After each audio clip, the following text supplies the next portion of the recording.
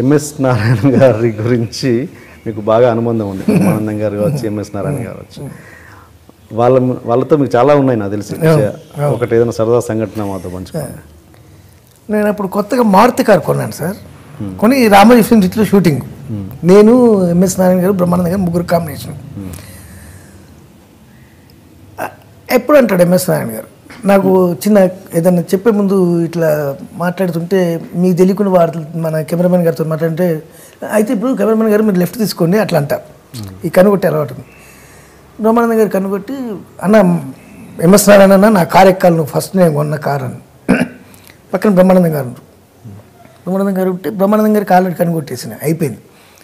MS Narayana ఎక్కడ నాన్న అంటే, కాదురా బ్రహ్మానందం ఉన్నాడు రా, బాగుండదు నేను ఎక్కితే, ఆయన కూడా పిలువరా అన్నాడు.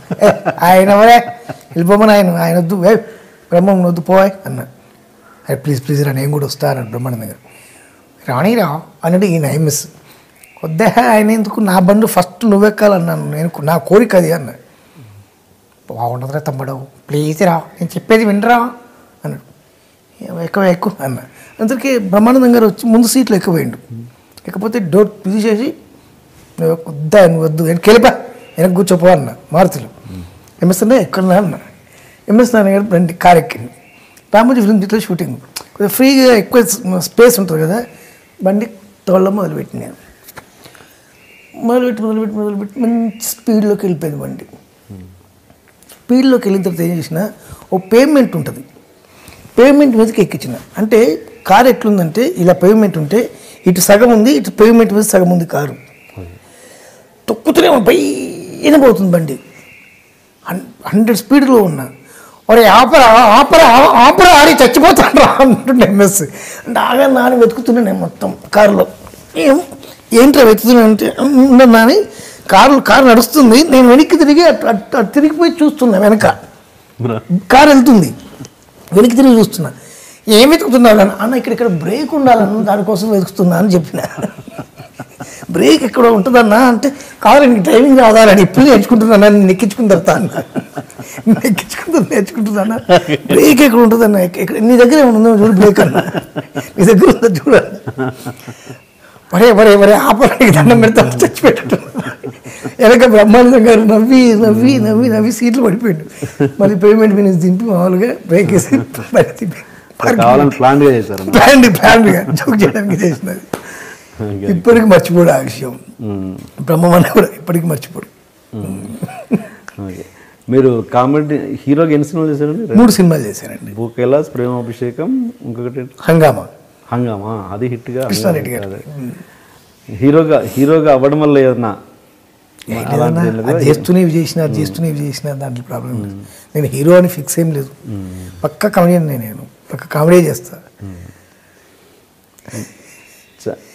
బాగా నచ్చిన విషయం ఏంటంటే, నాకు మన సునీల్ గారితో అప్పలరాజు రామగోపాల్ వర్మ గారు ఆడియో ఫంక్షన్లో రామగోపాల్ వర్మ గారు బాగా అన్నా, ఆయన సంతోషపడ్డాడు అంటుంటే. సార్ మీరు ఎప్పుడు ఆయన అడిగినా ఒకసారి, సార్ మీరు ఎప్పుడు దయ్యాలతోటి లేకుంటే బొమ్మలు తలదిప్పడం ఇట్లా చేస్తుంటారు కదా, మీకు మమ్మల్ని ఇంతమంది కమెడియన్స్ తోటి చేస్తుంది మీకు ఏమనిపిస్తుంది అని అడిగితే ఆయన సో మెనీ దయ్యంస్ హియర్ అన్నాడు అని చెప్పిన స్టేజ్ మీద. ఆయన బాగా నవ్వుకున్నాడు. ఈ సినిమాతోటి రామగోపాల్ వర్మ గారికి మంచి లైఫ్ రావాలి మనస్ఫూర్తి కోరుకుంటున్నా అంటే ఇంకా సంతోషపడ్డాడు. అట్లా కొన్ని వేస్తుంటాం వాళ్ళ మీద, అవి వాళ్ళకి ఇష్టమయ్యేటట్టు చెప్తాను, మనసును ఒప్పించేటట్టు చేయను. అవును, ఆయనతో మీరు ఒక్క సినిమా కూడా చేయలేదు కదా? చేసినా కదా, అప్పలరాజు చేశారా? ఆయన అంటే విపరీతమైన అభిమానం మీకు ఎందుకు? స్పెషల్ అభిమానం ఉంది ఎందుకు? బాగా ఫ్రాంక్గా మాట్లాడతారండి కొన్ని విషయాలు, అదొక్కటి నాకు బాగా నచ్చుతుంది. బాగా ఫ్రాంక్గా మాట్లాడతారు, ఫ్రాంక్గా ఉంటారు కాబట్టి నాకు ఇష్టం, అలాంటి వాళ్ళంటే ఇష్టం. నాకు తెలిసినంతవరకు పేర్లు చెప్పను, ఎంత అని చెప్పను, కానీ ఇప్పటివరకు నా జీవితంలో నేను సంపాదించిన దాంట్లో సగం ఇవ్వడమే జరిగింది అందరికీ. ఓకే. ఇప్పటికీ మూవీ ఆర్టిస్ట్ అసోసియేషన్లో నా పేరు మీద 1,25,000 నుంచి వచ్చేటువంటి వడ్డీ ఈ పేద కళాకారులకు వెళ్తుంటుంది.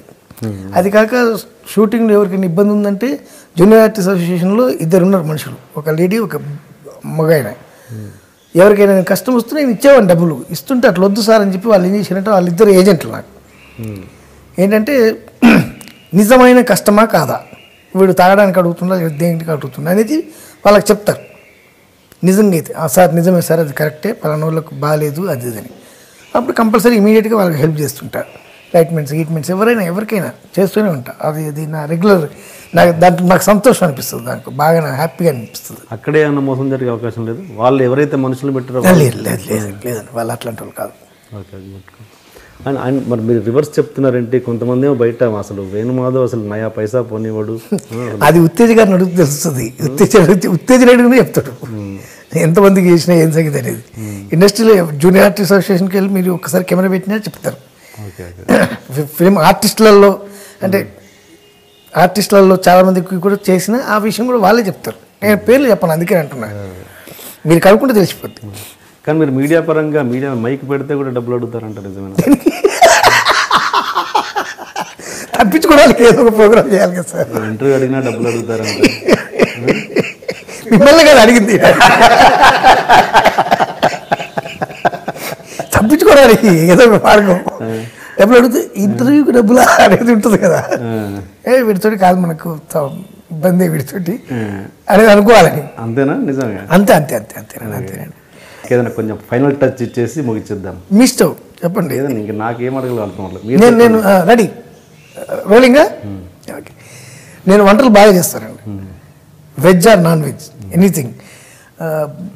ఇంట్లో వాళ్ళకు నేను చేసిన వంట మా ఆవిడ కంటే మా అమ్మ కంటే నేను చేసిన వంటలే ఇష్టం అవుతుంది ఎక్కువ. అంత బ్రహ్మాండంగా వంట వండుతా. Anything veg or non veg బ్రహ్మాండంగా వండి పెడతా. ఫ్రైస్ దగ్గర నుంచి మొదలు పెడితే, బిర్యానీల దగ్గర నుంచి మొదలు పెడితే ఎనీథింగ్, ఫ్రైడ్ రైస్ గీడ్ రైస్ ఎనీథింగ్ బ్రహ్మాండంగా వండి పెడతా. దాంట్లో ఏదైనా ప్రాబ్లం టైం ఉంటే వండేస్తా, సమస్య లేదు. కిచెన్లోకి రానివ్వను మా ఇంట్లో వాళ్ళు ఎవరిని కూడా. అండ్ మీరు ఆ రోజు టీడీపీ స్టేజ్ మీద ఎన్టీఆర్ గారు ముందు చేసిన అది గుర్తుందా మీకు? గుర్తుంది. చేయగలుగుతారా? అంటే ఇప్పుడు చేయలేము.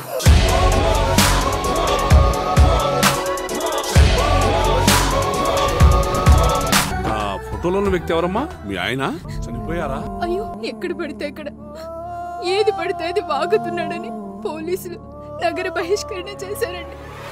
మొదటి భార్యని చేసుకున్నాక పిల్లలు పుట్టలేదని రెండో పెళ్లి చేసుకున్నారు. ఆవిడకి పుట్టలేదు. మూడోసారైనా తగులుతుందనుకున్నా, తనకే పుట్టలేదు. ఆయన దగ్గర బాణం ఉంది కానీ దానికి పదును లేదురా.